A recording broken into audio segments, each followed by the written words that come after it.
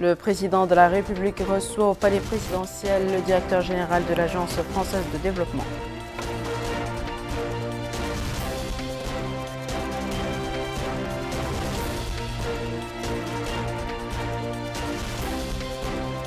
Le Premier ministre préside la réunion du comité ministériel chargé du suivi des projets de la zone franche de Nouadhibou.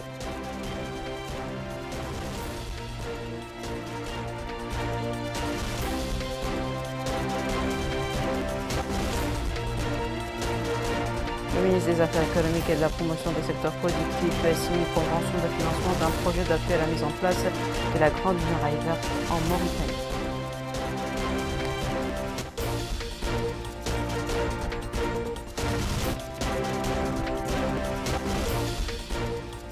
Bonsoir mesdames, mesdemoiselles et messieurs, merci de vous joindre à nous. Le président de la République, M. Mohamed El-Cheikh El-Ghazouani, a reçu en audience ce jeudi à Nouakchott M. Rémi Rioux, directeur général de l'Agence française de développement.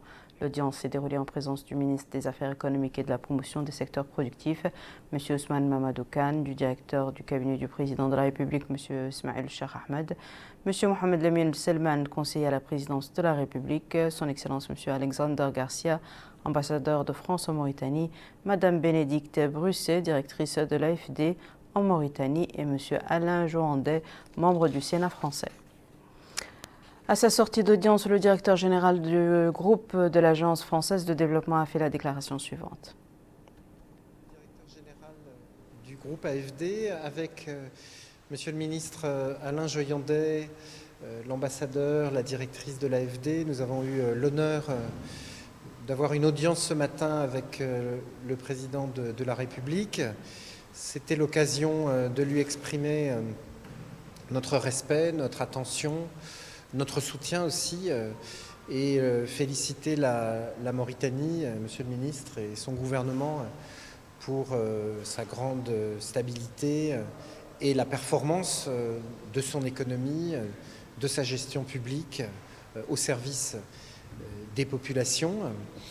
C'était l'occasion aussi bien sûr de faire une revue complète avec Monsieur le Président du portefeuille de projets de l'AFD dans le pays, plus de 200 millions d'euros en exécution, beaucoup de travail dans le domaine de l'eau, dans le domaine de l'entrepreneuriat, l'éducation, l'énergie et d'autres domaines, la santé. Nous allons au centre de transfusion sanguine après cette audience, et surtout d'annoncer au président de la République que la France, via l'Agence française de développement, allait reprendre ses financements en prêt souverain ici en Mauritanie, que nous avions dû interrompre en 2015.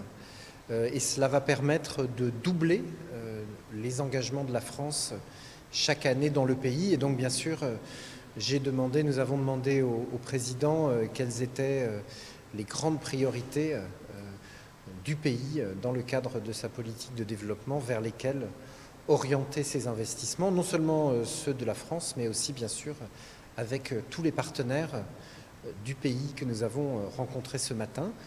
Ça, c'était le premier volet de notre discussion sur notre relation bilatérale. L'entretien a également porté bien sûr sur la situation régionale au moment où la Mauritanie a accepté de reprendre plus exactement la présidence du G5 Sahel à un moment très délicat, très important, et je suis venu là aussi confirmer notre engagement, celui de l'AFD, pour les questions de développement dans l'ensemble du Sahel. Nous réunissons tous nos directeurs lors de cette visite dans l'ensemble des pays du G5 Sahel pour faire le point, et l'Alliance Sahel, dont l'AFD est membre avec 27 autres partenaires internationaux, se réunira prochainement à Nouakchott, là aussi pour marquer son soutien, faire le point des très nombreux investissements qui sont en cours de réalisation dans toute la région, et imaginer, en suivant bien sûr le plan tracé, la feuille de route tracée par le président et les autorités de la région, quelle est la nouvelle étape en matière de développement pour le Sahel. Le Premier ministre a présidé au Premier ministère une réunion du comité ministériel chargé du suivi et de mettre en place le cadre juridique des entreprises émergentes, start-up à dimension innovante. La réunion a été consacrée à l'écoute de la présentation du projet de loi sur les start-up qui permettra de fournir de nouveaux instruments juridiques visant à promouvoir, créer et développer des start-up à dimension innovante en tenant compte de leurs besoins spécifiques. Ces start-up ont également un impact significatif sur le développement du secteur privé, la lutte contre le chômage et la contribution à la croissance économique d'une manière globale. Après une discussion approfondie sur le contenu du texte, le comité ministériel a décidé d'adopter le projet en veillant à l'harmoniser avec le système juridique régissant les domaines du commerce, de l'industrie et de l'investissement. Le ministre des Affaires économiques et de la promotion des secteurs productifs, l'ambassadeur de France en Mauritanie et le directeur général de l'Agence française de développement ont co-signé en présence de la ministre de l'Environnement et du Développement durable une convention de financement d'un projet d'appui à la mise en place de la Grande Muraille Verte en Mauritanie. L'accord vise à améliorer la résilience des communautés locales et des écosystèmes face à la désertification et à la dégradation des terres. C'est un compte-rendu de Mohamed Khattab. C'est une double signature. D'abord, d'une convention de financement entre le ministère des Affaires économiques et de la promotion des secteurs productifs et le directeur général de l'Agence française de développement à hauteur de 8 millions d'euros, soit 3 milliards d'anciennes ouglias, au profit du projet de la Grande Muraille Verte qu'accueille la Mauritanie et qui couvre des secteurs importants économiques et environnementaux tels la fixation des populations dans leur terroir, le développement des filières, la sécurité alimentaire et bien d'autres. C'est donc une convention d'appui à la mise en œuvre de la Grande Muraille Verte en Mauritanie qui est l'hôte de cette agence panafricaine. L'occasion pour le ministre des Affaires économiques et de la promotion des secteurs productifs, M. Ousmane Mamoudou Khan, qui a remercié le directeur général de l'AFD en précisant. Permettez-moi d'avoir un salut très spécial à l'ancien ministre, au sénateur, à l'administrateur de l'AFD, à l'ami de la Mauritanie qui est M. Alain Joyandé. Je vous remercie, Rémi, de l'avoir apporté avec vous, pour que nous le voyions, nous le saluions, nous le disions, combien nous apprécions l'amitié qu'il a pour la Mauritanie. Mesdames et messieurs, nous sommes très honorés de recevoir aujourd'hui le directeur général de l'AFD en Mauritanie. Il dit que c'est sa 4e visite en Mauritanie, mais il vient en tournant spécial de l'évolution de l'économie mauritanienne. Il vient à une période où la Mauritanie a élaboré un nouveau plan d'action pour la SCAP. Ce plan d'action a besoin de financement important. Nous comptons sur l'AFD et sur d'autres, l'AFD et du groupe de l'AFD et d'autres partenaires. Nous voulons le sensibiliser sur cela. Il vient à une période où la Mauritanie a pu trouver une réponse au problème lancinant de sa dette extérieure. Réponse saluée par ses partenaires à l'extérieur. Il vient au moment où les problèmes de l'environnement, les problèmes de sécurité alimentaire se posent de façon extrêmement forte. Et la Mauritanie veut y apporter une réponse très claire. Vous vous souviendrez qu'en janvier 2021, Monsieur le directeur général, le président Mohamed El Ghazouani était l'hôte principal du sommet qui avait eu lieu en France, à Paris, sur la Grande Muraille Verte. Et nous sommes là aujourd'hui pour signer un accord de subvention de l'AFD pour un projet de la Grande Muraille Verte. Beaucoup de ressources avaient été promises à l'époque. Nous sommes en train de matérialiser ces promesses qui avaient été faites devant le président Mohamed El Ghazouani en janvier 2021. Je les matérialisons aujourd'hui en Mauritanie et je suis très heureux, je suis très honoré de signer ce premier accord spécifiquement dédié à la Grande Muraille Verte en Mauritanie. De son côté, le directeur général de l'Agence française de développement, M. Rémi Rio, a déclaré. La Grande Muraille Verte, c'est un grand projet La Mauritanie, évidemment, a un rôle très singulier dans cette initiative, puisqu'elle est l'hôte de l'Agence panafricaine de la Grande Muraille Verte. Donc au-delà de ce projet, ces 8 millions d'euros investis pour la Mauritanie sur ces questions, je pense que nous passons aussi à un signal plus vaste, là aussi d'accélération, d'attention, d'investissement dans cette dynamique de transformation, de renforcement des systèmes agricoles, des systèmes environnementaux, de toute la zone sahélienne.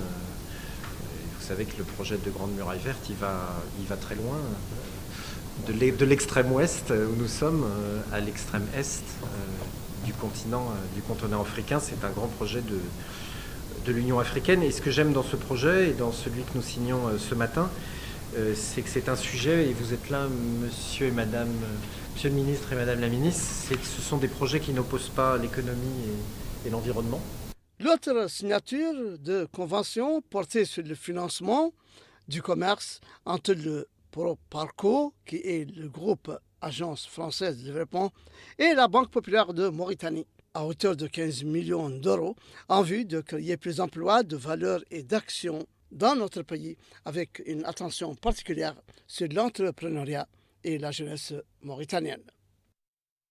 Le ministre du Commerce, de l'Industrie, de l'Artisanat et du Tourisme a effectué à Nouakchott une visite d'information au niveau des marchés Char Erzq dans la Muqata'a de Tafraghzana et des points de vente de légumes importés et locaux au marché Masjid al-Maghreb, marché marocain, dans la Muqata'a d'El-Mina.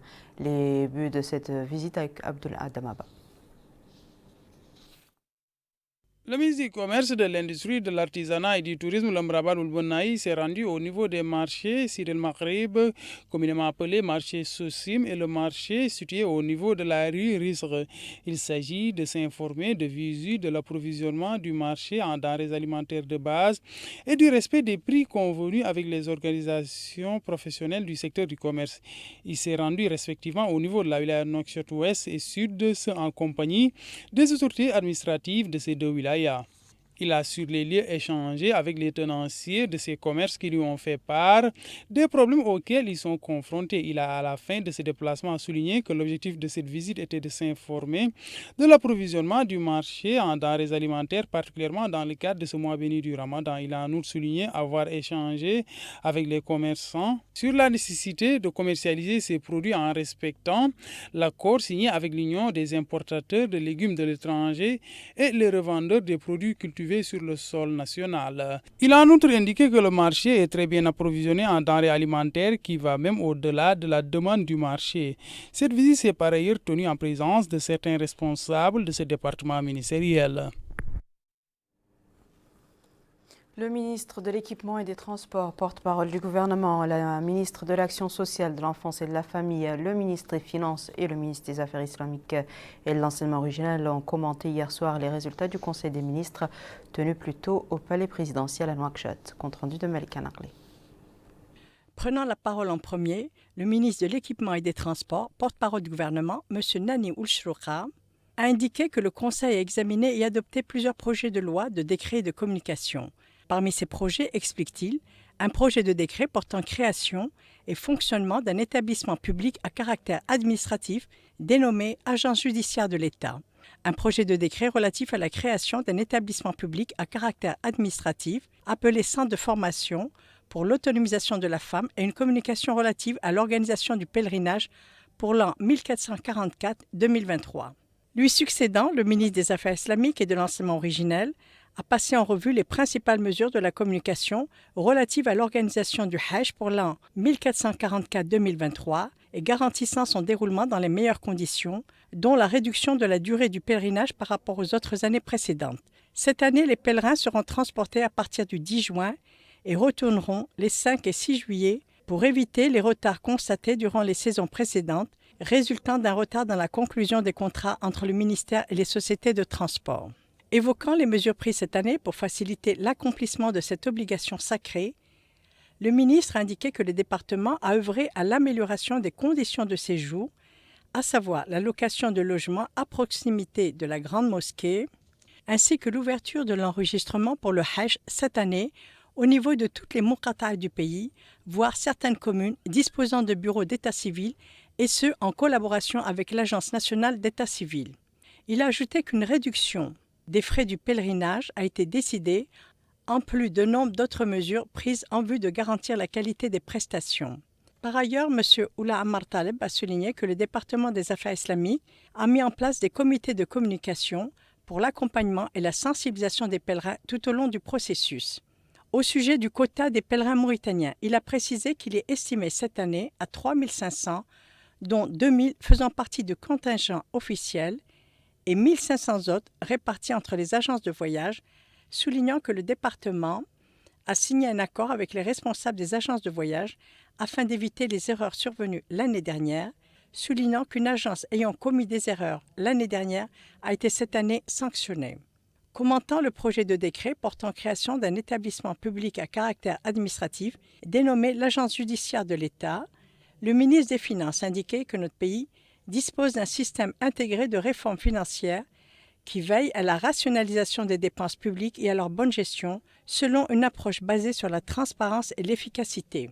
Pour atteindre ces objectifs, il est indispensable, dit-il, d'établir une cartographie des risques basée sur une stratégie claire pour les prévenir afin de faire face aux effets financiers qui en résultent.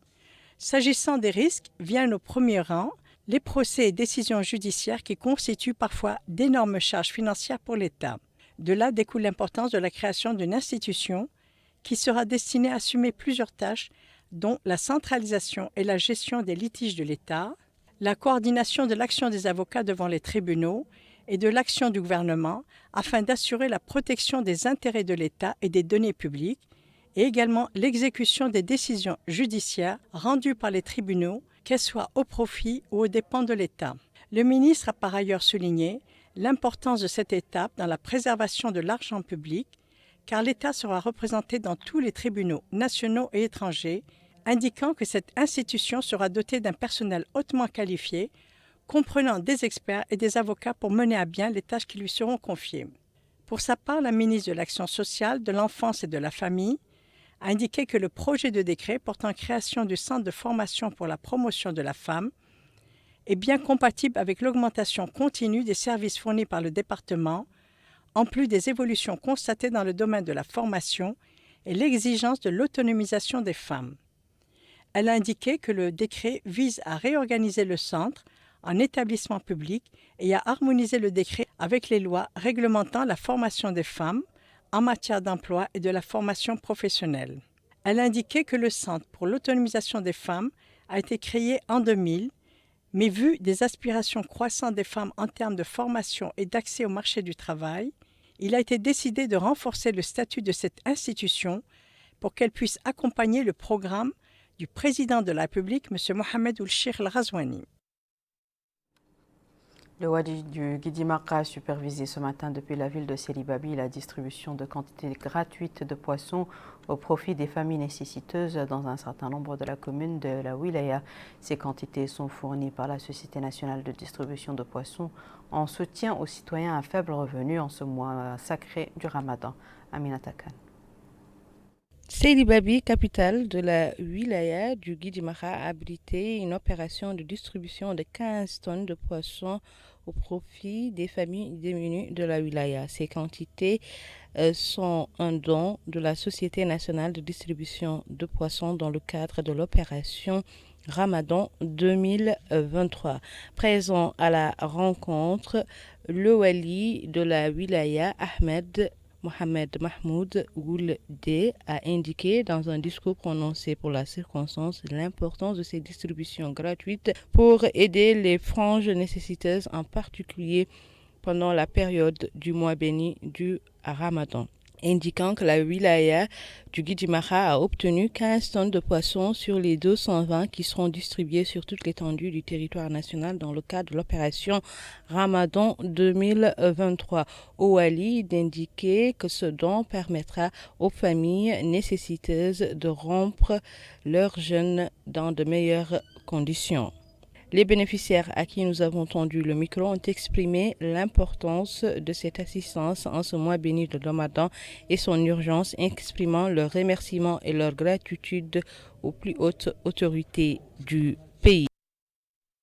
Direction la wilaya de Dakhlet Nouadhibou sur les traces du convoi caritatif de la Fondation SNIM. Chaque année, la Fondation procède à la distribution de paniers alimentaires pendant le mois béni du Ramadan. C'est ainsi que de nombreuses familles nécessiteuses ont bénéficié de denrées alimentaires. Bokar Bailaba nous en dit plus. Ces paniers alimentaires sont constitués du riz, du sucre, lait en poudre, dattes, huile, entre autres. Ils sont destinés aux familles nécessiteuses de l'arrondissement administratif d'Inal. Cette opération initiée par la Fondation SNIM est une tradition. Chaque année, la Fondation s'active pour contribuer aux efforts de l'État pour alléger le pouvoir d'achat des ménages, surtout pendant le mois béni du Ramadan. D'ailleurs, le directeur adjoint de la Fondation SNIM, Sidi Mohamed Ahmed, a indiqué que cette opération caritative a également touché d'autres localités de Dakhlet Nouadhibou, précisant que cette opération fait partie des actions sociales que mène souvent la société. De son côté, le représentant de la commune d'Inal a loué la mise en œuvre de cette opération, remerciant la Fondation SNIM pour cette louable action sociale. À retour, les bénéficiaires ont remercié les pouvoirs publics pour la mise en œuvre de cette action sociale, ajoutant que ces paniers alimentaires viennent à point nommé. La Fondation SNIM de la ville de Zouérat a lancé l'opération de soutien aux jeûneurs qu'elle organise chaque année et qui coïncide avec le mois béni du Ramadan. Cette initiative concernera toutes les wilayas du Tirzamour, en plus des zones adjacentes à la voie ferrée. Retour à Mohamed Khattab.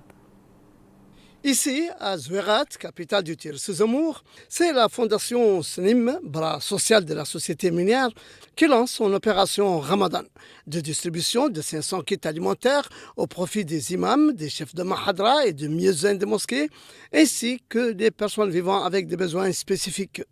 La Hakem de Zouérat, qui a supervisé l'opération, a précisé que celle-ci est différente de celles qui l'ont précédée, car elle fait suite à une opération de recensement ayant permis de disposer d'une base de données qui détermine les bénéficiaires. Il a ajouté que ce premier volet englobe les mosquées, les mahadras et les muezzins pour être complémentaire au programme Iftar al-Sa'im du département des affaires islamiques.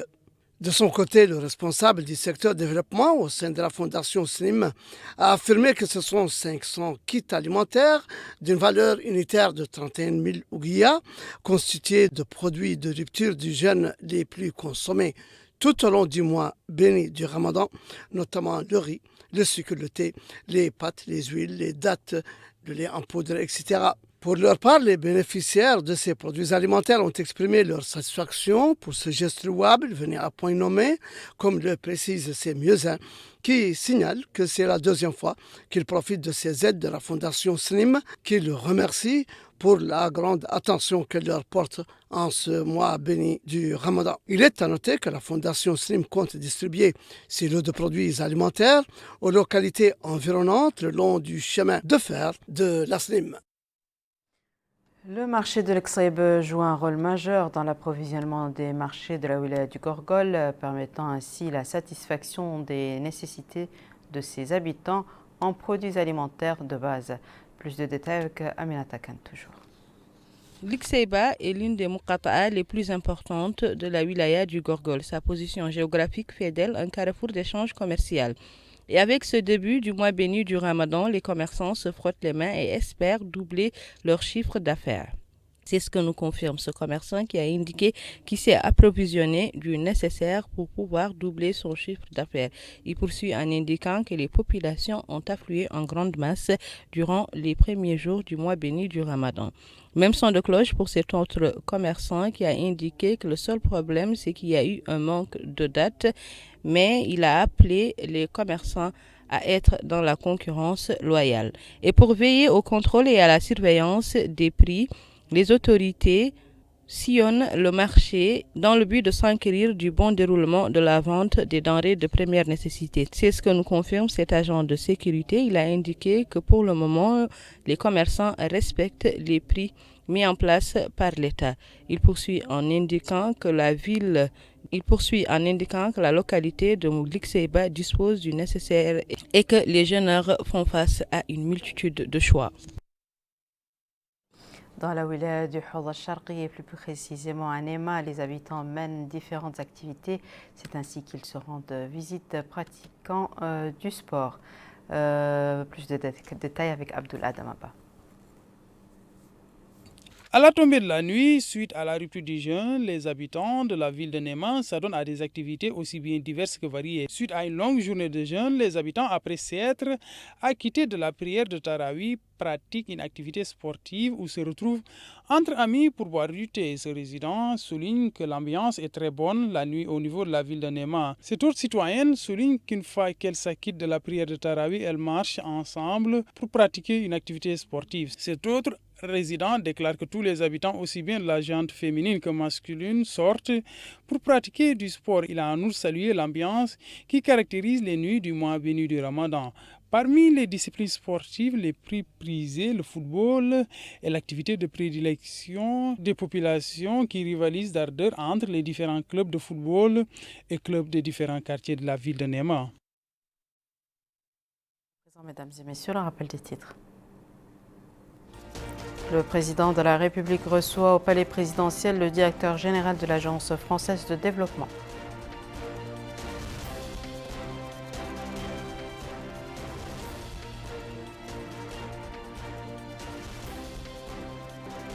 Le Premier ministre préside la réunion du comité ministériel chargé de suivi des projets de la zone franche de Nouadhibou.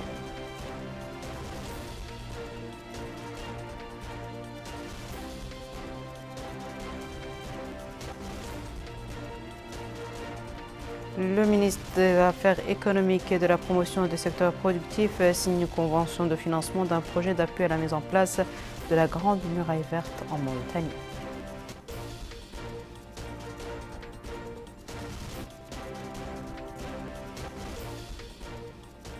C'est la fin de ce journal, mesdames et messieurs. Merci à vous de nous avoir suivis. Merci de votre fidélité. Je vous souhaite une excellente suite au programme sur le Mauritania.